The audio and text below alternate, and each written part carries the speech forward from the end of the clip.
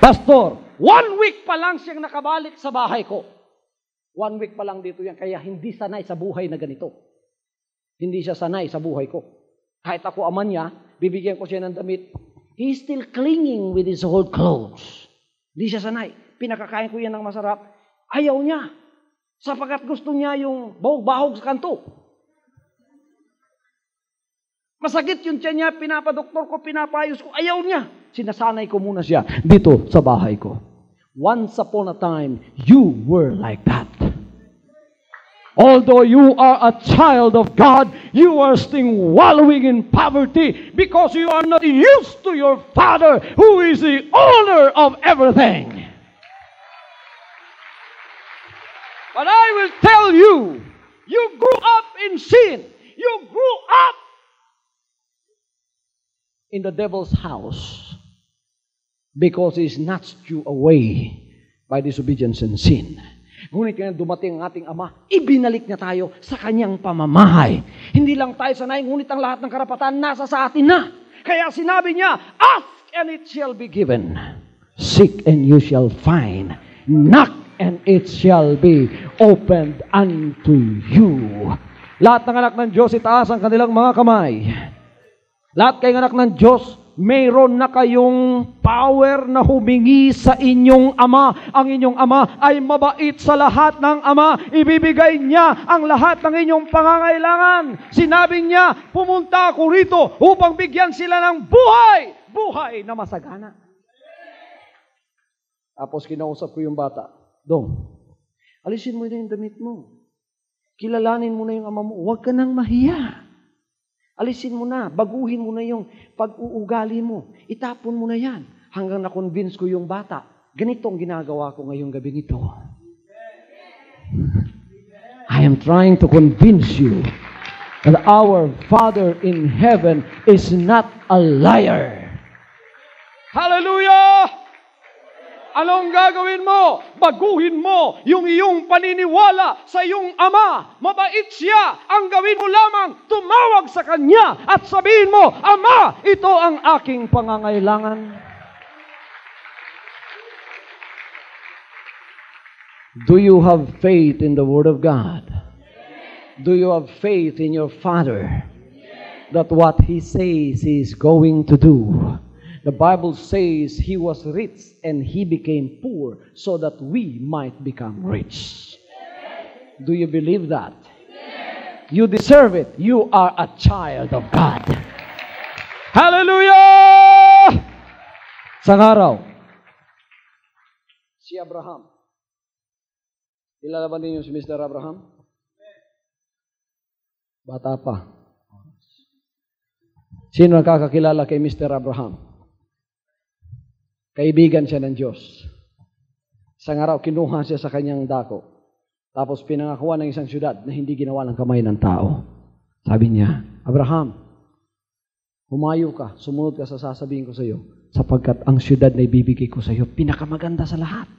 Hindi ginawa ng kamay ng tao. Sumunod si Abraham. At hanggang siya ay sumusunod, tumatanda siya, hanggang naging 100 years old siya. Nakatira lang siya sa mga tolda doon sa disyerto. Isang araw, bumisita ang Diyos sa kanya, sinabi ng Diyos, Abraham, meron akong pangako sa iyo. Ano yun, Panginoon? Bibigyan kita ng anak? Nung sinabi niya, bibigyan kita ng anak, sabi niya, sa ganitong oras, sa ganitong schedule, next year, magkakaanak ka. Sinabi ni Abraham, kuha ko si Abraham, makikinig sa Panginoon. Sapagkat si Abraham, kahit matanda na siya, hindi siya nawala ng pananampalataya. Kahit yung siyudad, hindi niya nakita, hindi siya nawala ng pananampalataya. Sapagkat alam niyang hindi sinungaling ang Diyos. Ngunit meron tumawa. Alam niyo kung sino tumawa? Yung asawa niya, si Mrs. Abraham, si Sarah, doon sa loob ng tolda. Nung sinabi ng Panginoon, magkakaanak ka next year, sabi ni Sarah, bakit siya tumawa? Because Sarah was considering her circumstances and situation according to her five senses. Why? If you look at her body, sino nakakita ng talong na matanda na? Kuyos na ba? Kita na mong talong gibaligyas palengke. Siguro, siling si Sarah, hindi naman kuya minupos, upos-upos na ni.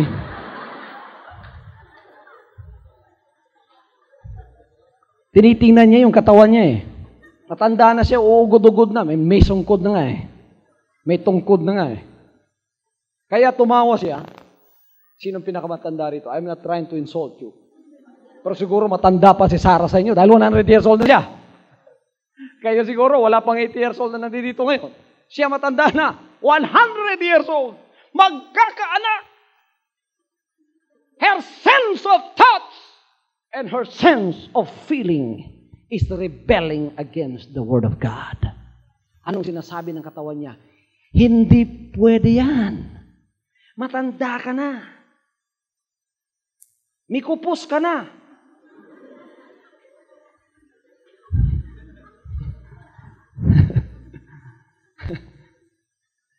Amen. Ang sabi ng Panginoon, Sarah, bakit ka tumatawa? Hindi ka naniniwala sa sinasabi ko? Sabi ni Sarah, Panginoon naman, hindi naman ako tumatawa at nagsisinungaling pa. Now, let us look at our five senses. Lahat ng kanyang five senses sinasabing, hindi pwede yan. That makes her aware of her body, her circumstances, and situation in life, that whatever God said, it is impossible for her.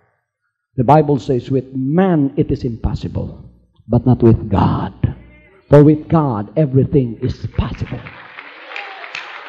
All you have to do is have faith in God. Everybody says, have faith in God. So what happened? Gusto ni Sarah at hindi sapagkat sinabi ng Diyos. Next year, sa laking surprise niya, malaki na yung tiyan niya. Bah, pambihira ito ah. For the first time in the history of the world, 100 years old, nagdalang tao. Gauyog-uyog na ni. Pero nanamkon pagid. Nga kay ginsiling man sang pulong sa Diyos. Faith says you have to take God at His word. And God is not a liar. When God says, ask and it shall be given you, He is not lying. Ang problema, eto. Baka tayo humihingi sa Diyos, Panginoon, eto pong hinihingi ko. Kaya hindi tayo tumatanggap kasi pagkatapos sasabihin natin, paano kayang ibibigay ng Diyos? Huwag mo nang sabihin ng paano. Problema na ng Diyos yun. Ang sayo, humingi lang. Pabayaan mo lang ibigay niya sayo. Hallelujah! Hallelujah! Last week, iniisip ko pa lang, sabi ko, Panginoon, kailangan ko putang motorsiklo. Yung medyo malaki, gagamitin ko sa bundok. I was looking for a 450cc motorcycle that I can use when I go to the mountains. Pero yung iniisip ko pa lang, sinabi ko pa lang sa ilang worker that was my plan. I was asking God for that. Kinabukasan, mga kapatid, nag-usap kami sa araw na ito, kinabukasan. May dumating sa bahay. Sinabi ng worker, Pastor, hinahanap ka ni Mayor. Mayor ng Davao, Mayor Duterte. Hinahanap ka ni Mayor. Bakit? Nung nakita kami ni Mayor, sabi ni Mayor, Pastor, hindi kami pakikita ko sa iyo. Pumunta kami doon sa may gym ng simbahan.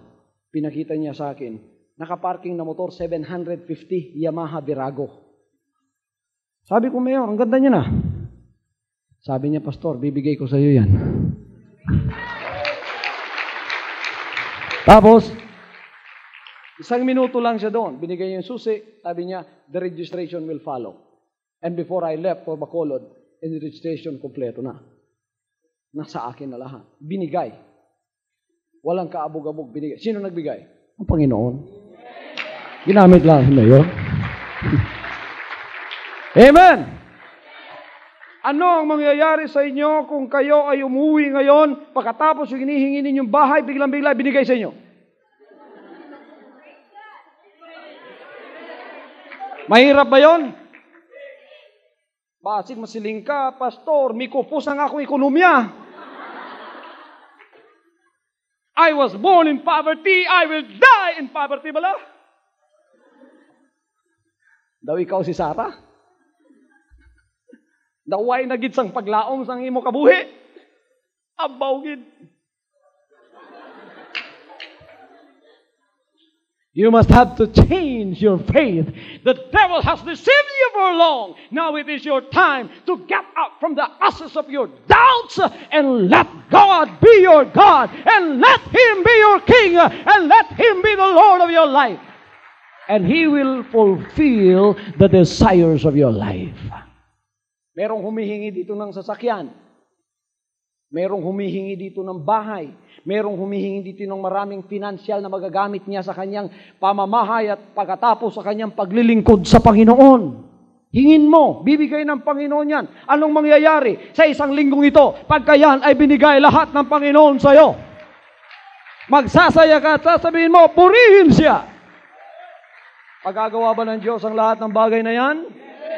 Lahat ng bagay na yan ay magagawa ng Panginoon sapagkat sa Kanya ay walang bagay na imposible. Maliit na bagay lang yan. Everybody say, praise the Lord. Praise the Lord. Kaya humingi kayo sapagkat handang ibigay ng Panginoon sa iyo yan. Mayroon ditong iba na may problema. Umiiyak kayo dahil may family problem kayo. Alam niyo, bibigyan kayo ng kapangyarihan ng Panginoon sa bahay ninyo, milagro na mangyayari sa inyo. What do you call this? What do you call this? A boy was called. He was about 7 years old. He has 2 fishes and 5 loaves. The Lord was looking for some food to feed the 5,000 men except the women and the children.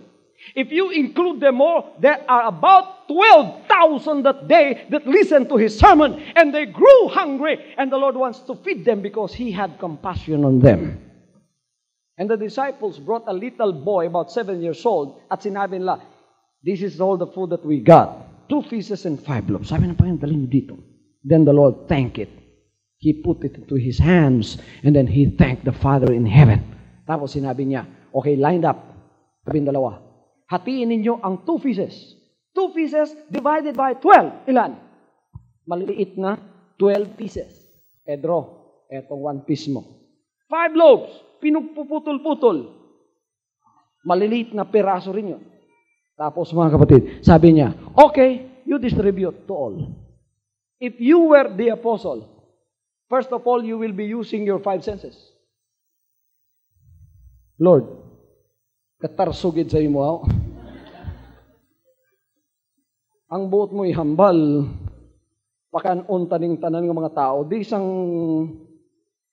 amuni nga piraso nga isda. Kag tinapay nga amuni. 5,000 men except the women and the children to include all 12,000.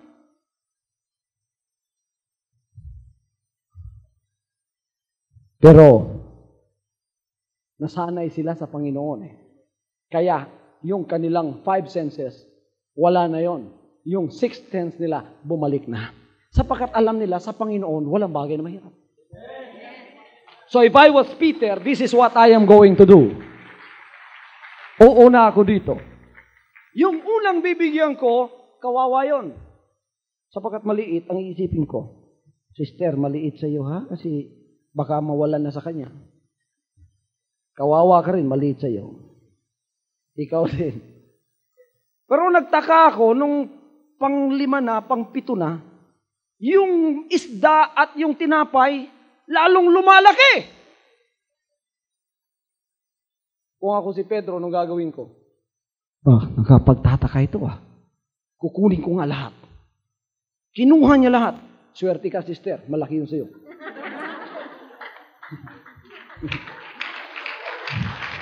Nung kinuha niya, kung anong dinukot niya doon sa kanyang lalagyan, galon din ang pumalit.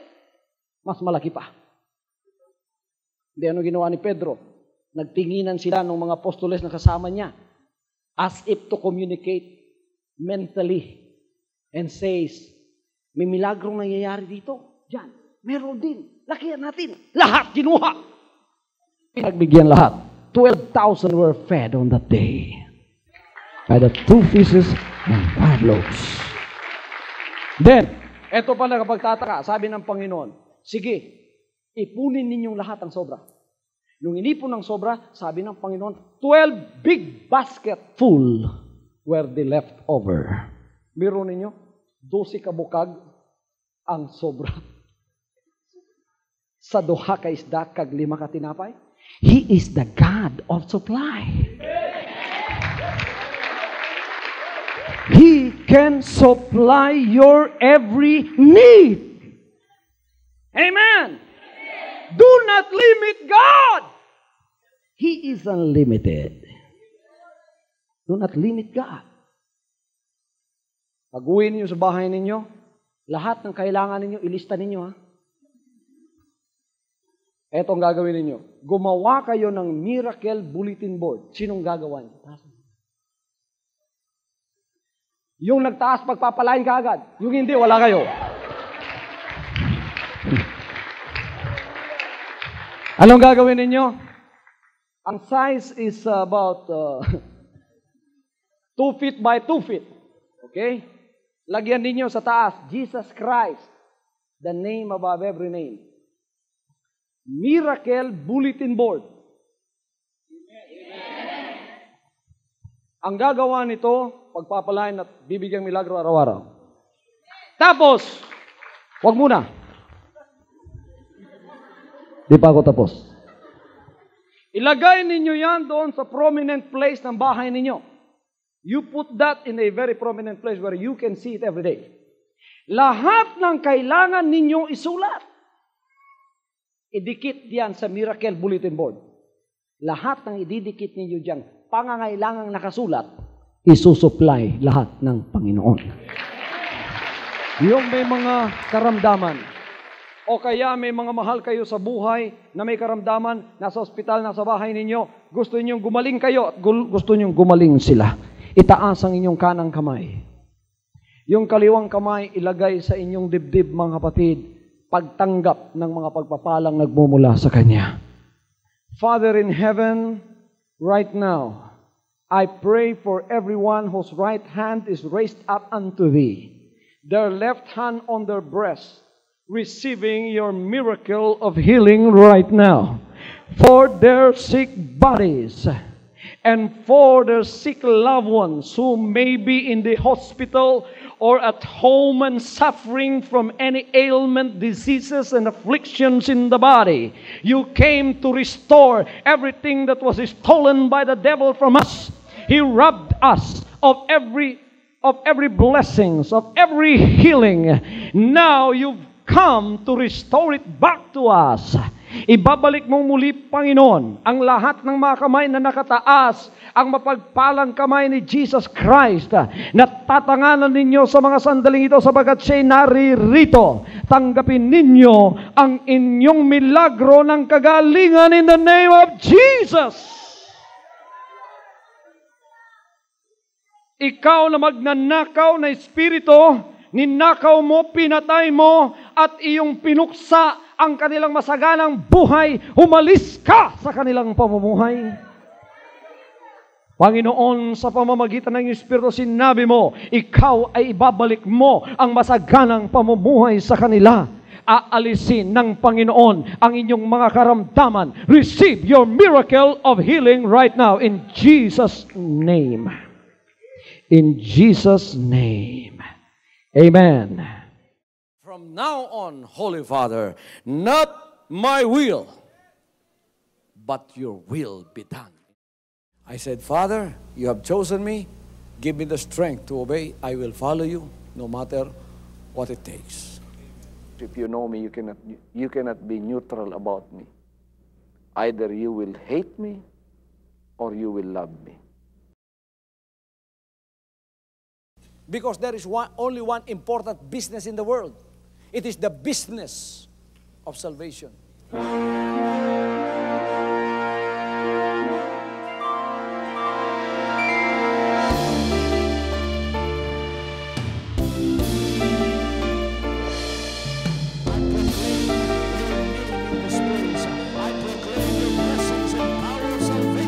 this place. I proclaim the kingdom of Jesus Christ.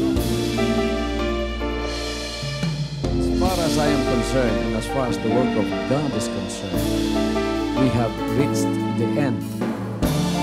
Last September 13, 2003. When you find God, you find His love. Because God is love. Ganon ang pag-ibig ng Panginoon. Walang katapusan na yan ay bumabalik-balik sa atin. If you want to receive, you have to give. And then receive it by faith and say, Lord, I will touch up. Because the game plan of God was to save us from sin through the power of love. He has completed His salvation works in the Spirit. After April 13, the door is open for everyone to come. The salvation works of the Father is now completed in me. Salvation is here.